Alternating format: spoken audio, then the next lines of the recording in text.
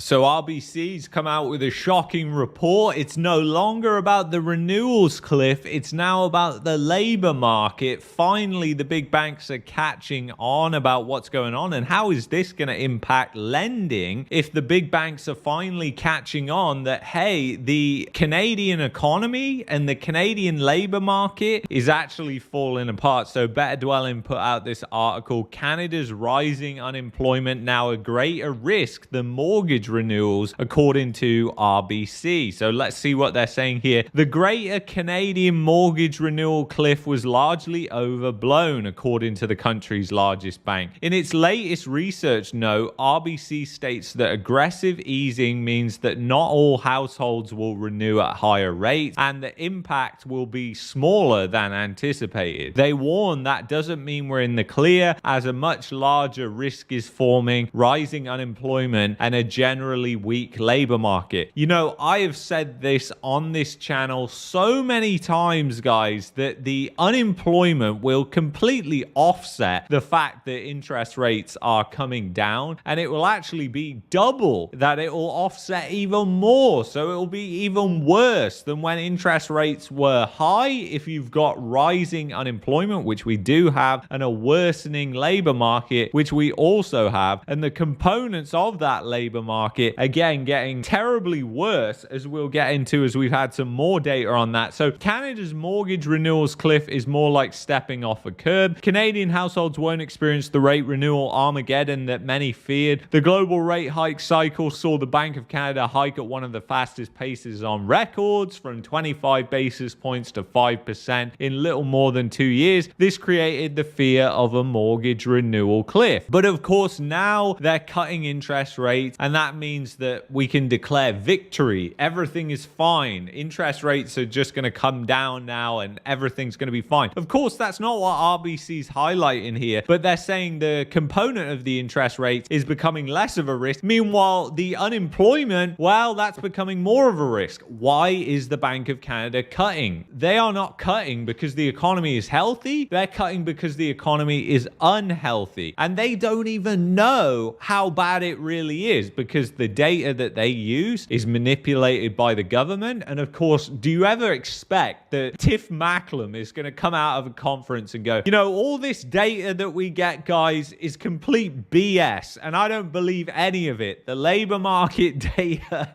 the inflation data, we need better data, so we're going to go and do all this research ourselves now, and we're going to be publishing our own data that is totally separate from Statistics Canada and the government influence. Do you ever think that they're going to come out and do that? I mean, it would be good if they did, because it would be hopefully a little less biased. Then at least they could hide behind that and you wouldn't have the political influence that comes, I think, with the data that comes from the government. So basically, they show this chart here about mortgage renewals and what's going to happen. And obviously, people on the 5-year fix, they're going to bear the brunt of seeing these higher interest rates, because if rates aren't down near zero again, they're going to be paying higher rates. And we've recently been seeing higher bond yields, which I think is just tides basically all rising, you know, the stock market going up, all these different things, all these different factors saying the soft landing is coming, and that's kind of bringing up those yields at the long end of the curve, which influences mortgage rates and things like that. So it's interesting, but I don't think it's going to last forever, because I think the economy is in far worse shape than markets really have priced in. So Canada's rising unemployment is turning into a much bigger risk. The bank warns that we're not in the clear yet. Another more significant risk has since emerged: the labor market. Jansen's research estimates that a 1-point rise to the unemployment rate lowers household disposable income by 0.5%. That's 5 times greater than the mortgage renewal shock is expected to deliver. So just think about what he's saying there. He's basically saying unemployment has way more of an impact than these rate hikes have. And that has been something that I've maintained from a long time. And I said that this is going to happen. They're going to unwind. And guess what's going to happen on the back of that? You're also going to see the unemployment rate that's going up. I mean, the reality is we've seen the unemployment rate going up now for or over a year. So, I mean, it's actually took them a while. It's took these big banks a while to actually notice what's going on, which again, it's mind-blowing. These are billion-dollar institutions, hundreds of billions of dollars, trillions even, lent out at some of these institutions, and they're only just noticing this, whereas people on this channel and in this community, we've known this for a long time. This is no surprise to us. So how much faith does that lead you to have in the banks and the financial institutions? I mean, they've been lending like crazy and engaging in even riskier loans because they just thought, oh, we're never going to go into recession. Nothing bad is going to happen. That's exactly what's happening. And obviously, unemployment rate, the trend is up. So we're going to expect that to continue. And in provinces like Alberta, unemployment sat around 7.5% right now. So unemployment is high in certain provinces, and the trend there is even steeper, went from about 5.5% to 7.5%. That's a hell of an increase in the unemployment, and this trend, I would just expect it to continue with brief pauses like we're seeing here. I don't think you're going to see any stimulation in that. And you've also got productivity that is collapsing. That's not a good thing for hiring either, because people are thinking, well, I'm paying more for these workers and I'm getting less. So how is that productive? It just leads more manufacturing to go someplace else because they're not getting the value out of Canadian workers, and they're not willing to invest into those workers as well. When you have an oligarchy and you have the rampant corruption like is present in Canada, that does unfortunately lead to a lot lower productivity because those companies, they don't feel like they have to invest in workers to stay productive because there's no competition. They don't need to. Just look at the airlines, look at the grocery stores, look at the banking system, look at the insurance industry. So many things in Canada are just completely monopolized, and that's why you get completely garbage service from these different large companies and institutions, whether it's telecoms or airlines. The service has just completely gone out the window, as we know, and the youth unemployment rate in Canada is up at 13.5%. I mean, it's recently pulled back 14.5%. But again, you've just seen the trend of this. It's gone from a low of around 10.8%, 10.7%, and you're up at 13.5%. Again, that's not good when you've got a high youth unemployment rate like you're seeing here. So not good. Their current forecast has the unemployment rate hitting 7% by early 2025. I mean, that could easily happen before then. We're at 6.5% right now, and I think that will likely happen before the end of the year. It'll be before 2025. That's a significant increase and more than a percentage point above pre-pandemic levels, but we're watching for deterioration that might extend beyond that, explains Jansen. And then he shows the unemployment rate, the drop in job openings, so you can see how that's gone significantly down 22.5%. Quite significant that. So the drop is there. And then you're even seeing the Wall Street Journal is even talking about how Canada's economy is losing momentum. So even in the United States, they are now looking at Canada and saying, wow, look at this housing market. Looks a lot like what happened here in 2008. Look at their economy failing with high immigration. You've seen this massive rampant immigration that we've had, and you've got none of the services, the infrastructure, the jobs to actually accommodate all that immigration. So it's very, very sad. And it's no wonder that you're going to see higher taxes, you're going to see rising crime, you're going to see rising unemployment, and you're going to see more people who are dependent on the government, unfortunately, which leads to bigger government as well. So all these things swirling around in the Canadian economy are not a good thing. They're not a good thing at all. And it's going to be really interesting to see how the Bank of Canada handles this moving forward. Obviously, we can just expect unemployment is going to hit that 7% before the end of the year. And in places like Alberta, it might be going beyond 8% by the end of the year. We've already got unemployment at double digits in certain provinces like Newfoundland. So we'll continue to monitor what happens here. Thank you guys so much for watching this stream. If you've enjoyed this stream, I'd highly recommend that you check out this video here. And if you're looking for a VPN to protect your privacy and you want to help out, support the channel. Go to expressvpn.com/marketmania for the best VPN and the VPN that I use. I will see you in the next